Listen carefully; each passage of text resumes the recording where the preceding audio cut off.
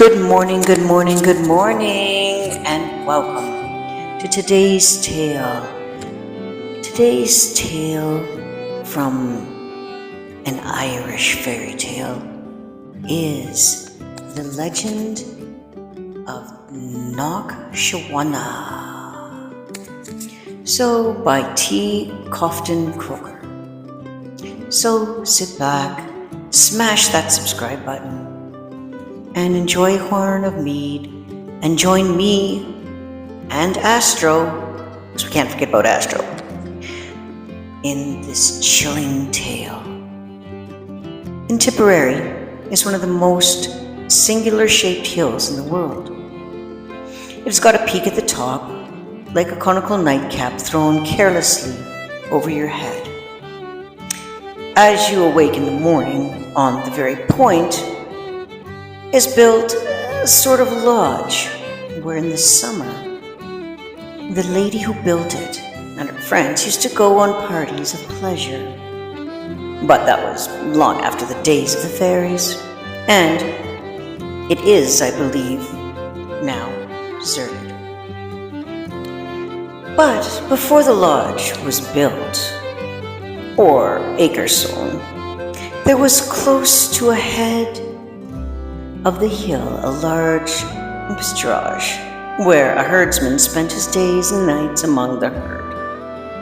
The spot had been an old fairy ground, and the good people were angry that the scene of their light and airy gambols should be trampled by the rude hooves of the bulls and cows.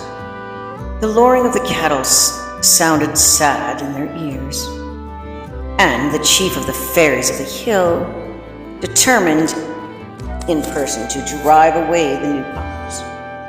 And the way she thought of it was this: when the heaviest nights come on the harvest, and the moon shone bright and brilliant over the hill, and the cattle were lying down, hushed and quiet, and the herdsman, wrapped in his mantle, was musing with his heart gladdened by the glorious company of the stars twinkling above him, bathed in the flood of light, and bursting all over the sky, she would come and dance before him, now in one shape or in another, but all ugly and frightened to behold.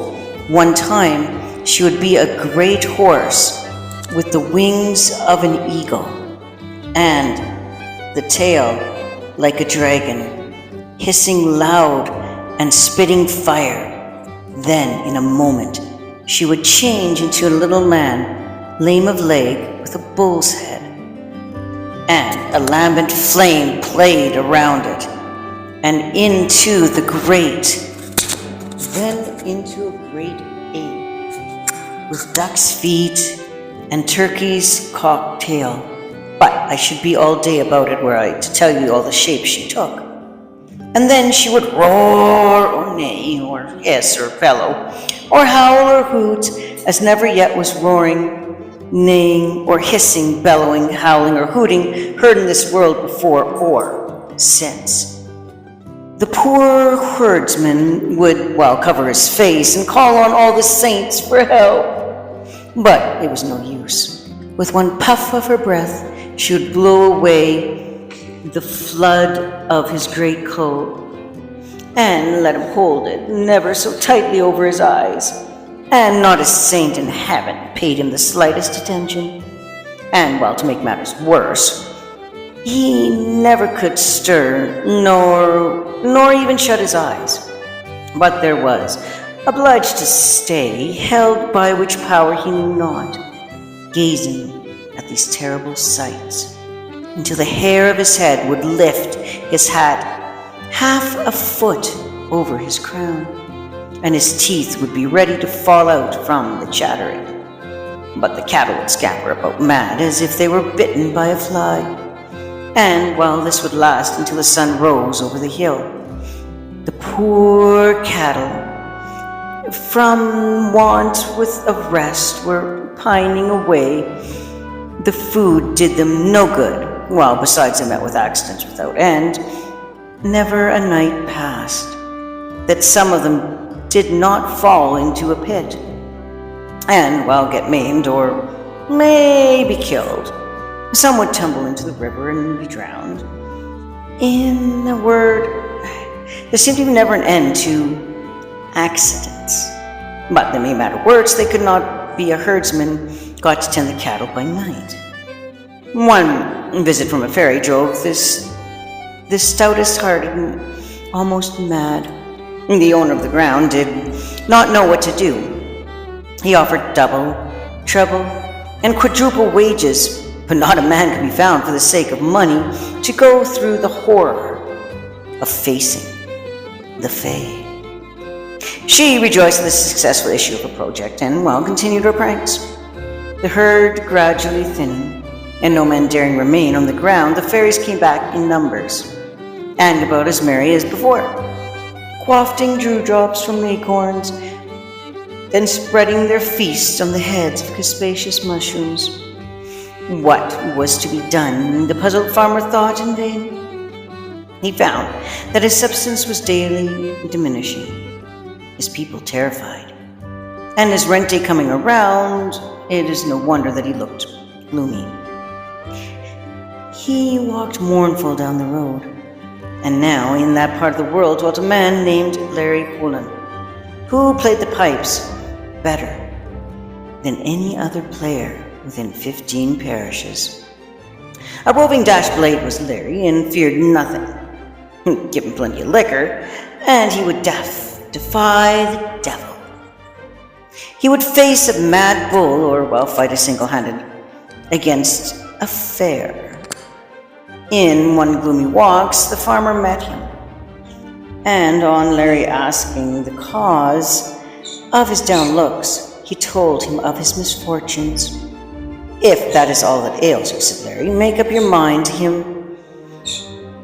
Well, there were many fairies on Knocksheogowna, as there are potatoes easy. Well, there's blooms and elgui. I would face them. It would be a queer thing indeed, if I, who never was afraid of a proper man, should turn my back upon a brat of a fairy. Not the biggins of one's thumb. "Larry," said the farmer, "do not talk so bold, for you know not who is hearing you. But if you make your words good, and watch my herds for a week, on the hill on the top of the mountain, your hand shall be free of my dish till the sun has burnt itself down to the bigness of the ferrying rushlight." The bargain was struck, and while Larry went to the hilltop, when the moon began to peep over the brow, he had been regaled at the farmer's house, and was bold with excited of the barleycorn. So he took a seat on a big stone under the hollow of the hill, with his back to the wind, and pulled out his pipes. He had not played in a long time, and his voice of the fairies was heard upon the blast, like a low stream of music. Presently they burst out into a loud laugh, and Larry could plainly hear one say, "What, another man upon the fairies' ring? Go to him, queen, and make him repent his rashness." And they flew away. Larry felt them passing his fence. And they flew away. Larry felt them pass his face, and they flew like a swarm of maggots.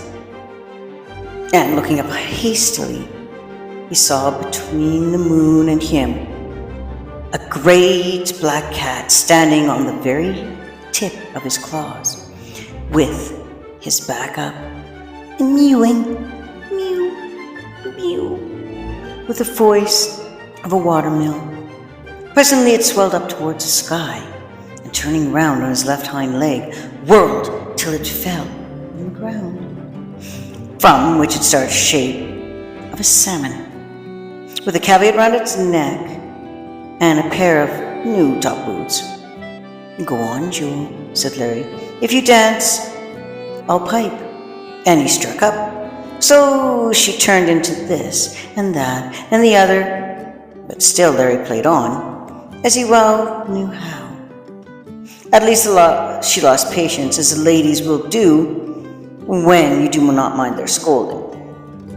She changed herself into a calf, milk white as the cream of Cork, and with eyes as mild as those of the girl I love. She came up with gentle and fawning in hopes to throw him off his guard by quietness, and then to work him some wrong, but Larry was not so deceived.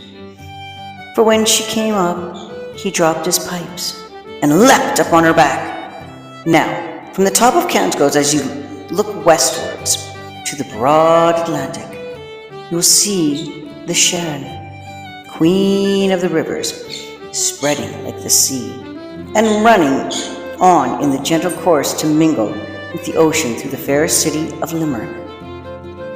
And on this night shone under the moon, it looked beautiful on the distant hill.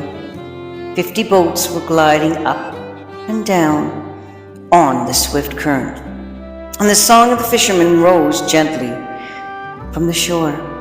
Larry, as I said before, leapt upon the back of the fairy, and she, rejoiced at the opportunity, sprung from the hilltop and bound clear at one jump over the Shannon, flowing as it was just 10 miles from the mountain's base. It was done in a second. And when she alleged the distant bank, kicking up her heels, she flung Larry on the soft turf. No sooner was he thus planted than he took her straight in the face, and scratching his head, cried out, "By my word, well done! That was not a bad leap for a calf." She looked at him for a moment, and then assumed her own shape. "Lawrence," she said, "you are a bold fellow. Will you come back the way you went?" "And that's what I will," said he, "if you let me." So, changing into a calf again, Larry got on her back, and at another bound, and again they were at the top of Knocksheogowna. The fairy, once more resuming her figure, addressed him. "You have shown so much courage, Lawrence," said she, "that while you kept the herds on this hill, you never shall be molested by me or mine. The day dawns, go down to the farmer and tell him this, and if anything I can do may service to you, ask, and you shall have it." She vanished accordingly and kept her word, never visiting the hill during Larry's life. But he never troubled her with a request. He piped and drank at the farmer's expense, and roasted his chimney corner, occasionally casting an eye to the flock. He died at last, and is buried in the green valley pleasant of Tipperary. But whether the fairies returned to the hill in Knocksheogowna after his death, that's more than I can say.